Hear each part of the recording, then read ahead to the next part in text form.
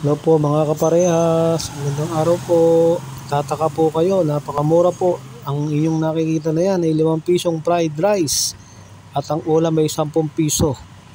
Kung saan po ay makapili po kayo ng mga ulam at may libre pa pong sabaw ang inyong 15 pesos.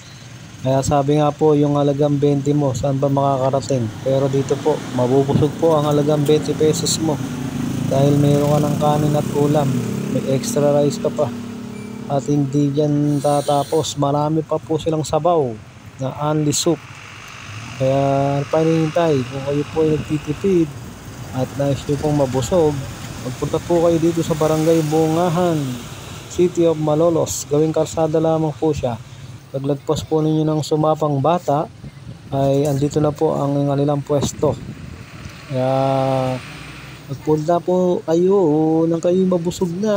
Kung kayo walang ganong budget, try nyo po dito at siguradong swak na swak ang 20 pesos mo. May sukli pa.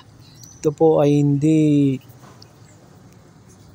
jamming, kundi talagang makatotohanang presyo na pangmasa talaga. Kaya ang 20 pesos mo, may sukli pa dito. Ingat po mga kaparehas.